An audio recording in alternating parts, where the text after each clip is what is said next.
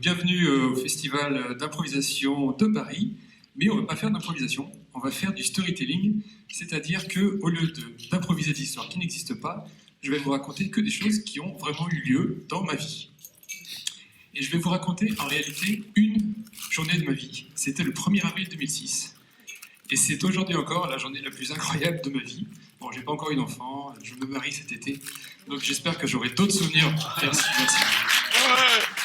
Mais pour l'instant, c'est le truc le plus fou que j'ai connu. Alors le background, c'est que en fait, je commençais ma carrière, j'étais jeune chef de produit dans une société de produits cosmétiques que certains connaissent, je pense, en Russie, parce que je parlais russe, ça aide. Et je me suis retrouvé à gérer le lancement d'un colorant pour cheveux sans ammoniac, mais qui change quand même la bastonnade des cheveux. Pour les pros, vous allez voir, c'est génial. Et je devais, pour l'occasion, faire des shows de lancement, en russe donc, dans plusieurs villes de Russie, à commencer par Moscou, Saint-Pétersbourg évidemment, et ensuite plus loin, jusqu'au bout, entre guillemets, c'est-à-dire Vladivostok. Et donc le 1er avril 2006, à 10h du matin, j'atterris à Vladivostok. Pourquoi la date est importante, et l'heure est importante plutôt, c'est qu'en fait il fallait une bonne heure et demie de trajet pour arriver de l'aéroport jusqu'au centre-ville, ensuite une demi-heure du centre-ville au lieu de la soirée, et bon, bref, tout était plus compliqué que ce que j'avais imaginé. Or, on n'avait pas tout à fait finalisé l'organisation. Un show dans le domaine des cosmétiques, c'est 1h30, vous avez des discours, entre guillemets, marketing, donc ça, c'était un peu mon job, et vous avez ensuite, surtout, entre guillemets, plus intéressant, des défilés de mannequins qui ont été colorés pendant la journée, d'où le problème du temps, et également certains de ces mannequins qui se font couper les cheveux pendant le show, en fait. Donc il y a un coiffeur star qui monte sur scène et qui coupe les cheveux de certains mannequins. Donc ça prend un petit peu de temps pour organiser tout ça. J'arrive après donc 1h30, donc près de midi, à l'hôtel. J'arrive devant l'hôtel et l'hôtel devait s'appeler Pacifique, parce qu'on est face à l'océan Pacifique, c'est très beau. Et à la place de ça, je vois l'hôtel Vladivostok, donc je dis au taxi, écoutez, je comprends pas, normalement c'est pas cet hôtel-là. Donc il dit, écoutez, je vais voir. Il revient une nuit, si, c'est le bon hôtel, mais pas le bon étage. En fait, il y avait une tour de 20 étages, et le 11e et 12e étage, c'était un autre hôtel. Donc la réception de mon hôtel était au 11e étage. Bon, je trouve la réception, on pose les affaires, et on va à l'académie où on avait normalement rendez-vous avec l'organisateur local de l'événement, parce qu'on avait une organisation...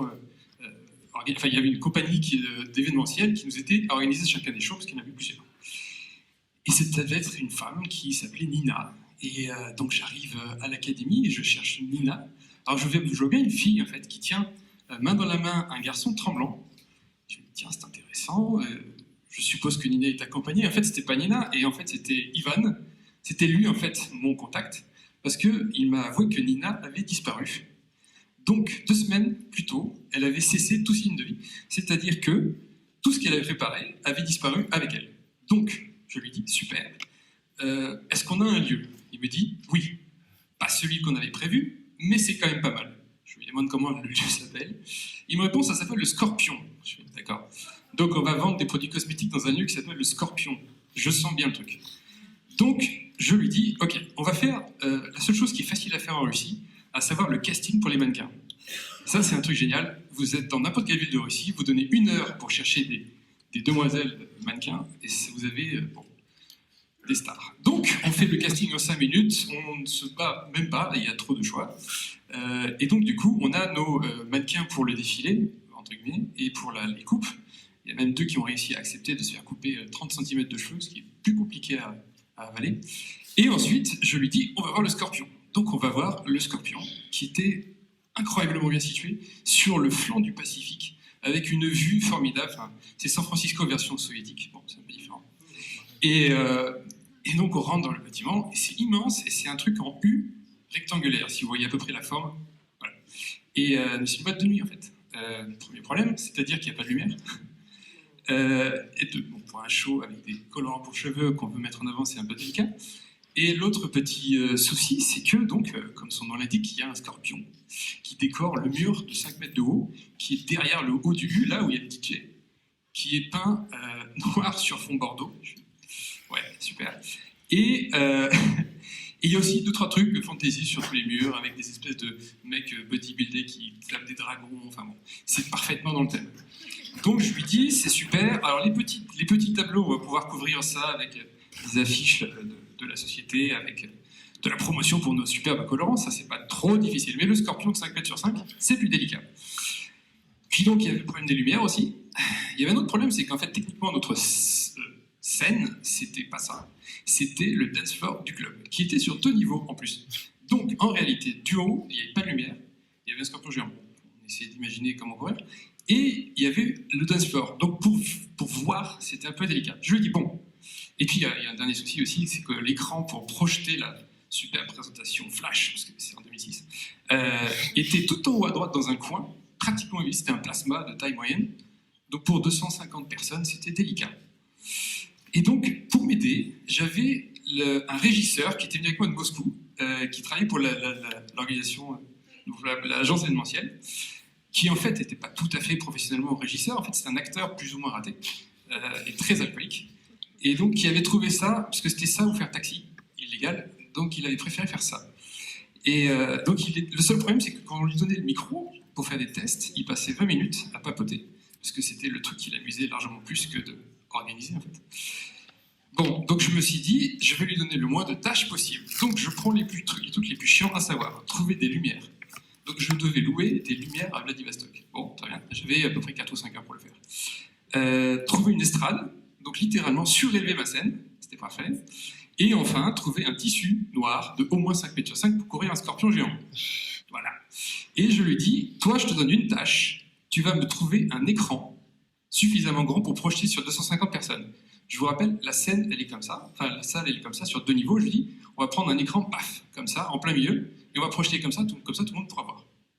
Il me dit, ok, je dis, très bien. Bon, moi je vais avec mon Ivan, et je vais trouver des lampes. On trouve des lampes assez facilement. On trouve aussi une estrade assez facilement, et on trouve même du tissu, c'était assez génial.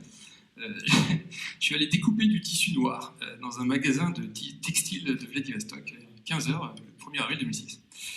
Et on finit par manger restaurant chinois. Extraordinaire, parce qu'on est à quelques dizaines de kilomètres de la frontière chinoise pour information. Donc ils ont une cuisine extraordinaire. Plus chinoise que russe, c'est ce qui est une bonne chose. Et je reviens tranquillement vers le centre-ville pour un autre souci que j'avais, c'est qu'en fait l'ordinateur qui projetait ma présentation flash avait un problème, je ne comprenais pas pourquoi, mais dès que certaines slides passaient qui étaient un peu plus chargées en animation, ça bloquait. Donc je m'étais retrouvé quelques jours avant à Yekaterinbourg, bloqué au milieu de ma présentation d'une vingtaine de slides à la 7e. Et donc j'ai dû improviser à la fin de mon speech, qui était honnêtement moins intéressant que de voir des mannequins sur scène. Donc en vrai, les gens ne se sont pas trop souciés du problème, mais moi aussi. Et donc je vais voir un dernier truc quand j'ai fini l'urgence, un réparateur d'ordinateur, qui se trouvait être sur le port de Vladivostok. Donc je me souviens encore, il y avait un soleil couchant, il faisait 17h, par là, 17h40. Et je suis sur le port de Vladivostok et je me dis, c'est fou quand même. Je suis en train de commander des lampes à Vladivostok au lieu de profiter d'un lieu aussi formidable. Parce que je vous dis, bon, il y a des trucs soviétiques pas super, mais il y a aussi des trucs, il y a des bâtiments beaucoup plus jolis de l'époque très révolutionnaire qui donnent sur la mer. Et ça donne vous avez des palais baroque, post-baroque. Enfin, il y a vraiment des choses superbes à voir dans cette ville qui, curieusement, n'est pas visitée aussi souvent que San Francisco, pour des raisons diverses. Et donc, je fais quand même mon travail, à savoir trouver un moyen de régler mon problème technique avec mon ordinateur. Et le mec me dit, en gros, il n'y a aucun souci, sauf que vous utilisez une souci sans fil pour passer les slides, et que, bon, la slide 7, en l'occurrence, elle a une grosse animation, et donc je vous conseille de ne pas la mettre à plus de 3 mètres. Donc j'ai fini par mettre l'ordinateur à peu près là. J'étais au moins le plus sûr possible de mon coup. Et écho. Et donc je reviens vers 18h40, le show commençait à 20h. Et j'arrive, donc, on est en train de mettre l'estrade, etc. On trouve 2 mecs pour arriver à monter sur les échafaudages pour mettre mon tissu géant, là, pour cacher mon scorpion. Les lumières, ça marche, on teste tout, ça marche. Et il y a mon régisseur, tout content, qui me dit, regarde, on est en train de mettre l'écran au-dessus de moi. Ouais, super. Et le projecteur, il est là. Ouais, donc, 2 secondes. Là, j'ai fait un bug, c'est ma faute. Mais donc, il y a un projecteur qui projette dans un sens pour une salle qui est comme ça. Donc, techniquement, il y a la moitié des gens qui vont voir quelque chose et l'autre moitié, ils vont rien voir du tout. Là, il me répond, c'est pas faux. Et bon, on va quand même tester, parce que la moitié c'est Mach 0. Et en fait, coup de bol, il avait trouvé l'écran le moins cher possible, et donc il était presque transparent. Donc en fait, avec un seul projecteur, tout le monde pouvait voir, malgré tout, ce qui était projeté. En revanche, bien entendu, les textes étaient inversés. Donc, super, ça ne me dérangeait plus.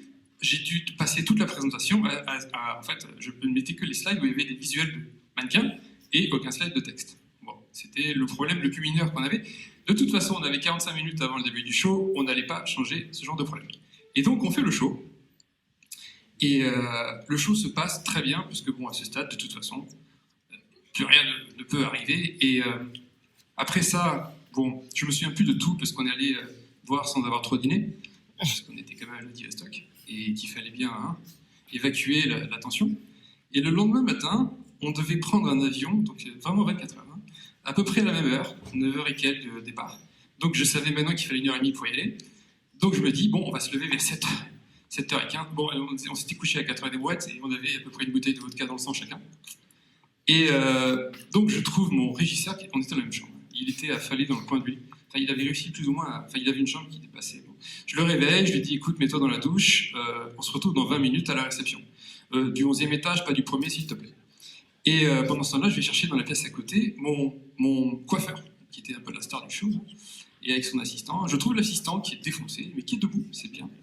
Et je trouve pas le coiffeur. Je dis, tiens, super, il m'en manque un. Et il sait pas du tout où il est, donc je vais voir la réception, et le mec, le coiffeur en question, c'était il avait des cheveux longs bouclés, avec une espèce de barbe en tête. Enfin, il était inratable, en fait. Et donc, je leur demande s'ils n'ont pas vu un mec avec des cheveux bouclés. Non. Et là, je commence à flipper un peu, mais il y a un moment, en fait, il y a un sas, enfin, il y a un seuil, je sais pas. Et donc là, je me suis dit, bon, c'est pas grave, on va prendre un café dans le restaurant de l'hôtel qui avait une vue formidable au 11e étage sur l'océan Pacifique avec le lever de soleil.